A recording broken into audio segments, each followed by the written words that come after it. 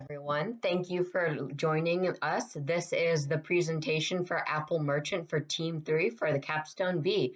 On this team are Olivia Anastasi, Cameron Bales, Sydney Hickey, and Mackenzie Marshall. So with that, we're going to move in and start talking about our solution and the job to be done that we were trying to solve. Jobs to be done. So the job to be done that we ended up going with was finding efficient ways to make payment transactions between merchants and consumers.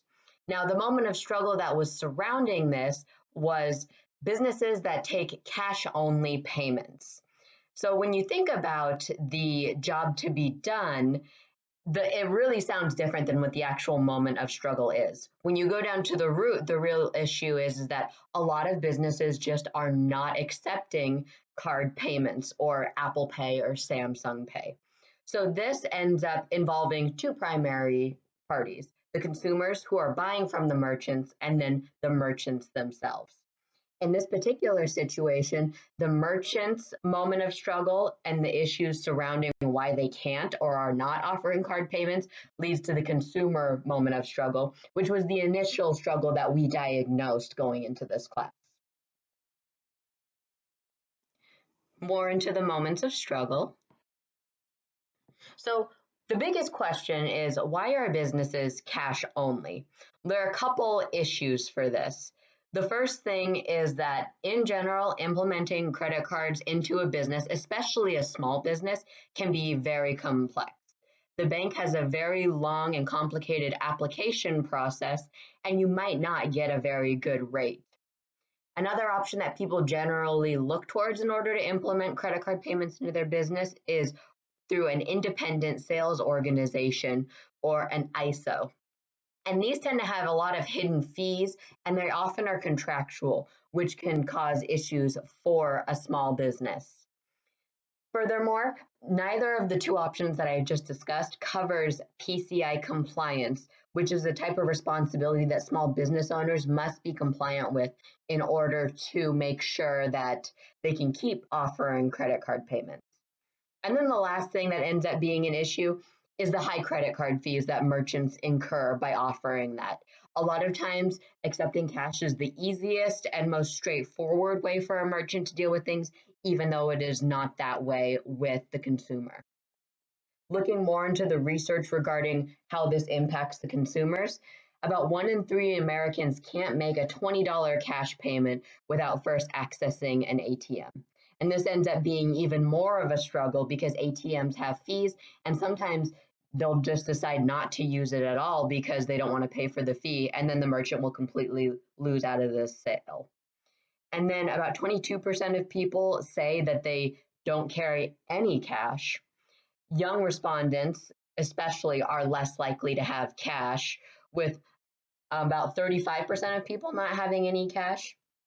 And then nearly 55% of people say that they're frustrated from businesses that only accept cash payments. They feel like businesses are antiquated when they do not do this, and a lot of times they'll just find a different business that offers the product or the service that they're looking for that will accept a credit card or an Apple Pay or some other form other than cash. Now we've discussed a little bit about the root problem, the moment of struggle, and the job to be done that we were looking at. I will pass it off to Olivia in order to discuss a little bit more about our solution, Apple Merchant. Thank you so much for that warm introduction, Sydney. Hi, everyone. My name's Olivia Anastasi. I am part of Team 3, and I'm going to talk through the next couple of slides here. So we're going to talk about what Apple Merchant is, and then we're going to get into some of the research that we've conducted to really kind of scope out our customer base and see what their pain points are and really kind of dig into our jobs to be done and some of the problems that we're really attempting to solve with our product. So let's go ahead and jump in. So what is Apple Merchant? It's a point of sale and software combination system that allows the owners of small to medium-sized businesses accept payment methods outside of just cash. So we're primarily targeting electronic payments here.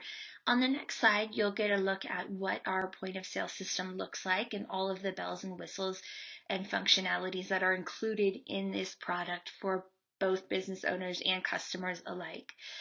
But because we're working with small and medium-sized businesses, we wanted to make sure that our fee structure was clear, concise, transparent, and we wanted to keep fees as low as we possibly could. So after some research and some feedback, what we decided to do was charge a 1.5% fee on purchases. So it's clear, you'll see it right there on the point of sale system.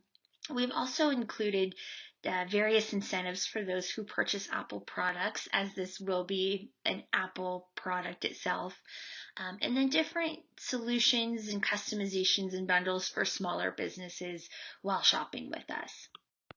So this is what our point of sale system will look like. As you'll see, there's a computer screen with a dashboard on there that allows both the customer and the business owner to track various things. So we have a list of all transactions. You can look at all of your sales, your receipts, your invoices for any given period of time, a business day, a work week, a month, a quarter, a year. We've also got various reporting, so you can manage your budget, track your spending, look at your sales, your profits, your revenues. And then you can also look at the payment methods, see what credit cards and bank accounts you have available for payment if you're a consumer. And then we've also got customer support. So, of course, as an Apple product, we'll be utilizing Apple's wonderful customer support team. And that'll be available through a chat box or a phone call, and we're going to touch a little bit more on that later. But we just wanted you to be able to see all the functionalities, the reporting, all the things that you can do with this product. It's very clear, very well organized, and user-friendly. So now that you know what our product is and what it looks like, what we're going to jump into next is some of the research and the surveys that we've conducted to really see how effective this will be, how it might actually do in the market, and if it really solves the problems that need to be solved. So we're going to get into that here. With one of the first surveys that we conducted, some of the results indicated that what people really wanted was a point of sale system that allowed them the opportunity to swipe, tap, or insert their cards, but could also pay cash too if they chose to. What people really said they valued was human customer service and support. They didn't want to get stuck in an automated loop on the phone or in a chat box with a robot on the other end. They wanted that human interaction in case any issues were to pop up or if they had questions or needed clarification on our product. And then the final takeaway was a visual data dashboard that met the needs and wants of the merchant. So we showed you what that looked like on the previous slides there. We wanted to just make sure that it was user-friendly, easy to understand with great visuals. This slide just dives into some of our results a little bit deeper from the initial survey that we conducted. So as you can see, having the ability to swipe, tap, or insert your payment method was a priority, as was seeing the total costs and payments for everything on that dashboard. We also saw that a human representative was preferred over automated assistance. And most people said initially that they preferred a flat fee of $300 in our initial survey.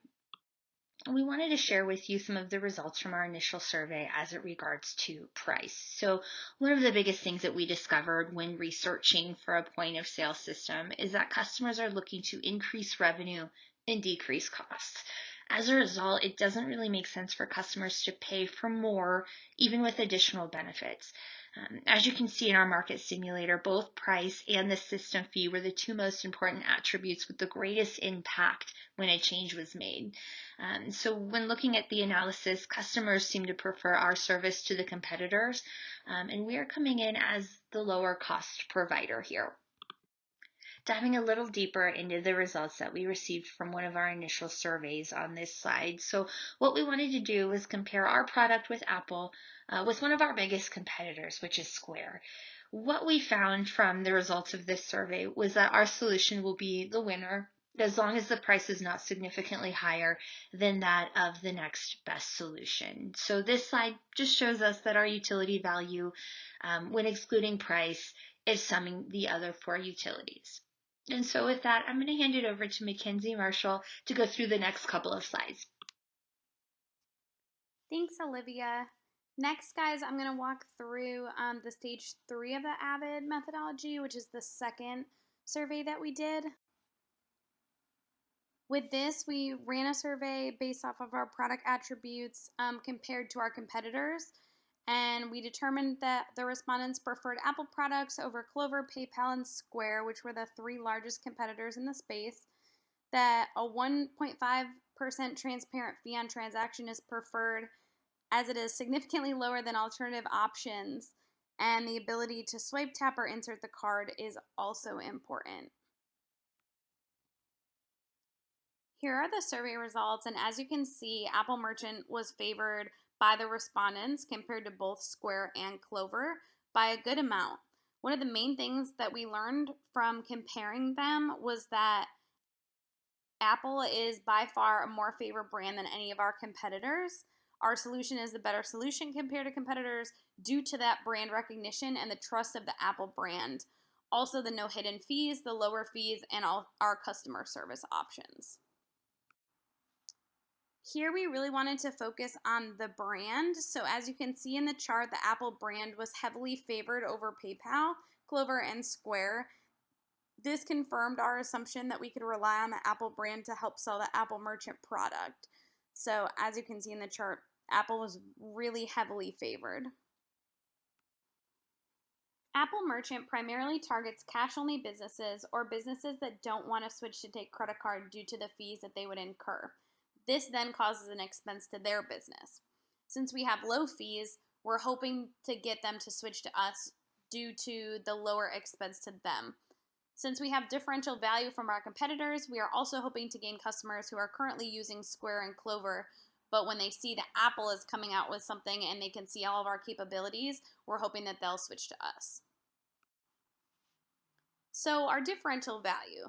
As mentioned before, Apple is a preferred brand compared to any competitors in this market. People know what they are getting when they buy an Apple product. Apple is also known for their security measures, so businesses would know that they can trust their Apple product to be secure. Apple Merchant would integrate well with other existing Apple technology, and customers of Apple Merchant who have other Apple products would know how strong Apple's customer service department is, which would be the same customer service department that's available to them. Apple Merchant offers an interactive dashboard right on their POS system so businesses can view sales, expenses, and forecasts without having to use another software. Next, I'm going to talk about the business ecosystem risks and mitigation strategies. For co-innovation risk, we ranked ourselves a low to moderate risk. Apple Merchant really relies on their suppliers to help supply the raw materials needed to make their POS system. They also rely on the logistics companies to ship and distribute the final POS systems. With this, we decided we were able to mitigate these risks pretty well, so we gave that a low to moderate rank. For the adoption change risk, we went moderate to high. The biggest risk for our product in this area come from the credit card companies and the logistic partners that we utilize. The credit card companies could decide to raise interest rates or choose not to do business with Apple Merchant. And for the logistics partners, if we have a big spike in sales and then there's an increased shipping cost because we're trying to ship more than we had anticipated, that's another risk that we brought up. To mitigate these on the co-innovation risk side, for our suppliers, we can really ensure that we have backup suppliers identified and potentially have contingent contracts with them. So in case something goes wrong with our main suppliers or our main suppliers run out for a short amount of time, we're able to still develop and produce our product without any type of scheduling issues. And then to mitigate the logistics issues, Apple Merchant is going to use multiple carriers. So if shipping is affected with one of the carriers, it won't affect all of the POS systems. So we may only be a handful behind versus not being able to send anything out. For adoption change risk, to mitigate the credit card company risk, We're going to negotiate risks with them ahead of time to avoid unforeseen spikes and also make sure we have a contract in place. And then Apple Merchant also, like I had mentioned, has a lot of options when it comes to logistics companies. So we're able to mitigate risk just by having different contracts with different logistics partners. And with that, I'm going to turn it to Cameron to talk about financial analysis and wrap it up. Thanks, Mackenzie. So with regards to the financial analysis, let's first start with the revenue stream. The graphic on your screen depicts our first year revenue projection. We have found that there are 13.9 point of sales terminals in the US market. We assume we will capture 10% of this market, giving us 1.39 million customers in our first year. 3% of this will come from non-existing Apple customers. These are people using Androids, HPs, what have you, that are not Apple products. 5% will be small businesses who want to bundle a POS system with other such devices as scanners, etc. And then 92% will be existing Apple customers who want to have Apple POS systems as opposed to a standard cash register or other competitor. The pricing solution below has $1,000 for people who are switching from Android or other non-Apple products, $850 for existing Apple customers, and $500 for people having the POS bundle with scanners, etc. Multiplying these cost rates by the percentage of customers from the 1.39 million gives you your revenue stream for the sales, equating to 1.16 billion. Then below, with our 1.39 million customers, multiplying that by the average small business revenue of $205,250 gives you 285 billion. Multiplying that by the 1.5% merchant fee that we would apply to their sales gives us $4.3 billion in revenue, summing to $5.44 billion in revenue. As far as our cost structure is concerned, let's start with fixed costs. Rent of $9 million for the first year, insurance of $1.2 million. This is $100,000 per month times 12 months. Wages for hourly employees is $60 million. This comes from 10,000 employees times $3, which is the highest minimum wage in China, times a 40-hour work week, times 50 weeks. Then we have $20 million in personal protective equipment, PPE. Shipping costs of 1.6 billion. Then transitioning to direct costs, we have wages for the POS staff, 50 million. Point of sale system development, 1.39 million. This is $1,000 for each of the 1.39 million that we began with, giving us the 1.39 billion.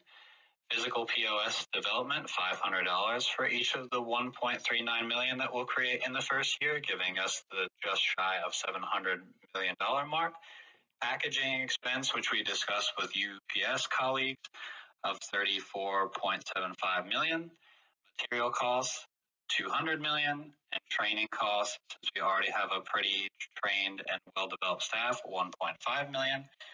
Then with regards to indirect costs, 250 million for marketing, just shy of 5 million for security, and 200,000 for entertainment expense, giving us just shy of $4.1 billion in costs. So our revenue minus costs, 5.44 billion minus 4.1 billion gives us the 1.36 billion of profit for the first year, which is in line with our 25% requirement of 1.36 billion. Just to put into perspective, this is a roughly 2% increase to the bottom line for Apple, since they were at 274.5 billion in fiscal year 2020. So how are we able to do this? Well, based on market research, as of 2016, there were 13.9 million POS terminals in the US. Additionally, in 2020, there were 31.7 million small businesses in the United States. Lastly, Apple has boasted 49% market share for cell phones since fourth quarter of 2019 and has maintained a steady rate between 45 and 50% over the last decade. The chart on your screen shows the percentage allocation of small businesses ranging from those with under $25,000 in annual sales to over $1 million, which is basically the threshold for a small business. This gives us a compiled average of $205,000 for each of the 31 million small businesses in the U.S. market. Buying power of buyers. Apple continues to make substantial expenditures in R&D and other forms of capital. This enables Apple to keep continuously developing new and unique products such as the Apple Watch, AirPods, and many others, which subsequently yield to significant brand loyalty and great profits. Apple has had very much been successful in this area against their competition, establishing a large customer base in this market. A customer base which has not been considered to be abandoned by its iPhone users or other Apple products.